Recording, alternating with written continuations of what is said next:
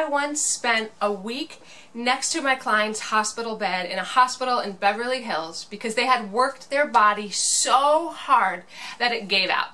They had hustled because they love what they do, they're passionate about it, they're Grammy award-winning artists, and they wanted to make more music for their fans, but they pushed themselves so hard that they literally crumbled.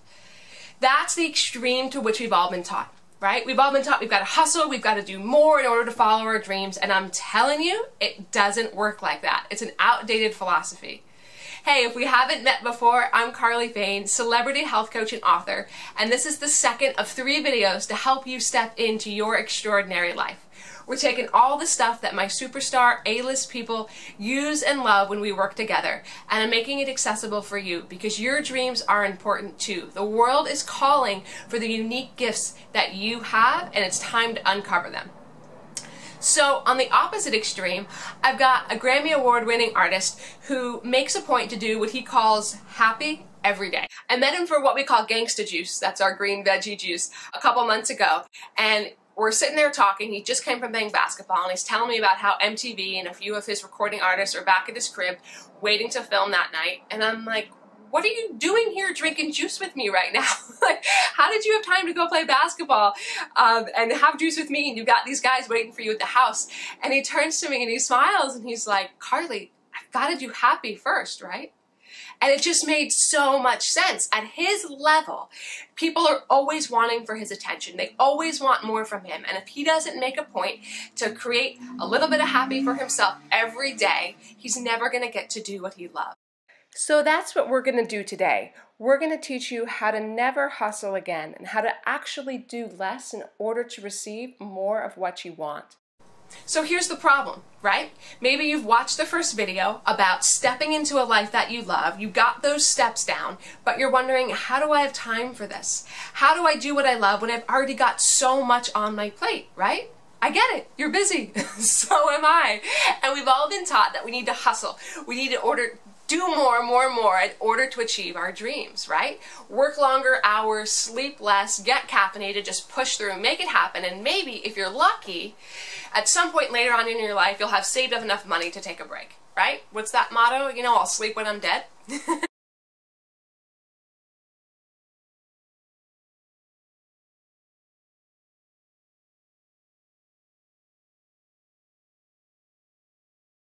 I'm telling you, it doesn't work, both from personal experience and from working with lots and lots of clients over the years.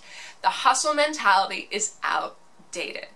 It's time to step into doing less, and I'm going to show you exactly how my celebs do that in order to actually receive more. The first principle is slowing your roll. So taking a moment to step back and catch your breath. And it's counterintuitive, right? Because we've been taught to push and do more. But the truth is that when you take a step back, you begin to see what's really important and what's really not. And the way I do this is with 4-7-8.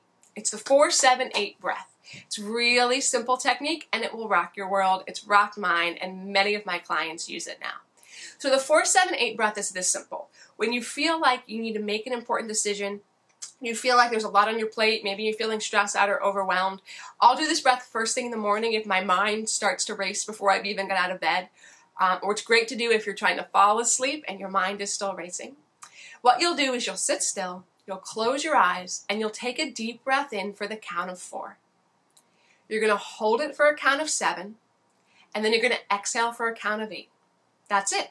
Inhale for 4, hold for 7, exhale for 8. And you'll repeat that 4 times. And when you're done, you're going to notice that your whole mental game has shifted. You've gotten out of your brain and back into your body. And with practice, this is incredibly effective. So try this breath out twice a day for a few weeks and notice how you start to feel. Usually within just the first or second time, you start to already feel the shift. So tip number 1 for slowing down is the 4-7-8 breath. Tip number 2 is urgent versus important. We always have this list of things that we have to get done, right? It's usually the stuff that keeps us up at night, or it's the first things we think about in the morning. It's like the nagging little things that, oh my gosh, I didn't call so-and-so back, or I didn't respond to that text, or oh gosh, should I update my Facebook wall, or that email from work, I gotta respond to that, right? Those are the pressing things that feel really urgent. But While that's what feels urgent, what's important to us, our soul's work, that which is going to give us the most life, the most passion, the most bang for our buck is actually going to come back and help us the most. That's the stuff we forget. That's our calling. It's our dream. It's the thing that really lights you up. So let me give you an example. What lights me up is helping other people realize how amazing they are, right? That's why I run this whole health coaching company. But I've got this long list of little urgent things that feel like they have to get done every day. So if I spent all day long on that urgent list of stuff, I would never feel satisfied. Because no matter how much I would do, there would always be more to do, and I would feel like the things I enjoy are never getting finished. So the urgent versus important exercise is this.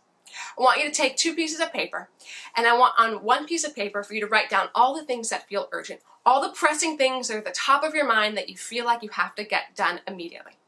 And on the next piece of paper, on the second piece, I want you to write down the things that feel important to you. Maybe it's taking your dog for a walk. Maybe it's spending more time with your kids. Maybe it's making a home-cooked meal. Whatever it is that feels like it would fill you up the most. And then here's the cool part. You're going to do the important stuff first. You're going to do the soul-filling stuff first. And when that's done, then you go back to the urgent stuff, and you can do as much of that as you want. And this funny thing happens with that exercise. When you do the things that are important first, suddenly the urgent things, when you get back to them, don't feel as urgent anymore. And a lot of them you're going to start to cross off the list and never do it all. Because in the grand scheme of things, they were more distracting, more stressful than they were urgent. So number 2 is the urgent versus important exercise. Number 3 is do happy now. You know, there's this myth about being happy. People think that you're going to be happier when. You're going to be happier when you have the car you want. You're going to be happier when you have the house you want, or the lover you want, or the job you want, right? And it's just not true. I work with these folks who have every material possession you can imagine, and they are not happy unless they got happy before the success. Right? Let me say that again. Happiness comes before success. That's the way it works. We've always been taught if you hustle now, if you do more now, then you'll be happier later. And that's a really, really risky move. You never know what's going to happen. So putting all of your eggs in the basket of being happier later might postpone to the point of something never happening. So the way it actually works is to do happy first.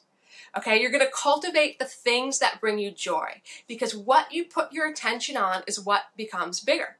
So you ever notice something like, let's say you're talking to a friend about somebody else, and that same day they call you, and you're like, wow, that's crazy, I was just talking about you. Or you were thinking of a song and boom, it comes on the radio.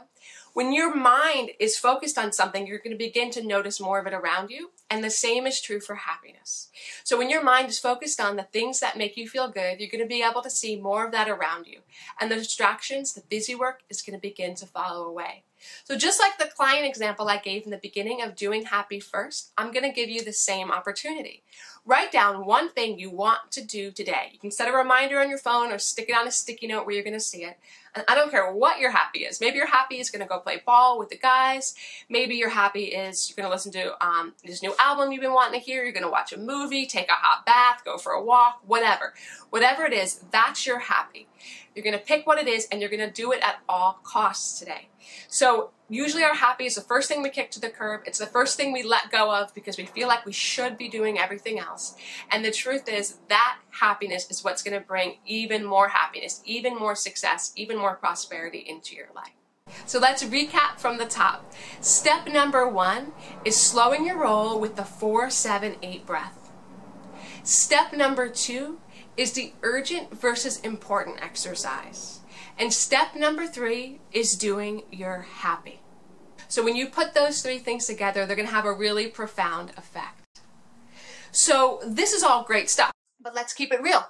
Tough things are going to happen. Challenges are going to come up. There's this shady side of following your dreams that nobody really talks about. You see all my clients on TV, you can Google them, you see what they're up to, but you don't see all the work that goes into it on the day-to-day. You don't see with how they deal with the difficult stuff when it comes up.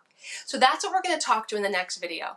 I'm going to teach you the key principles for what I call the bounce back. What to do when the really tough stuff happens. When the stuff hits the fan and you just want to curl up in bed and cry about it, These are the steps that all of my celebrity clients that I work with have gotten in place that allow them to not just kind of get through it, but to leverage it for even more success, for even more of what they enjoy. So we're going to talk about that in the next video. If this video spoke to you, hit the like button and leave me a comment. I want you to tell me which of the 3 principles that we spoke about today speaks to you and how you're going to implement it in your day. I can't wait to hear what you say.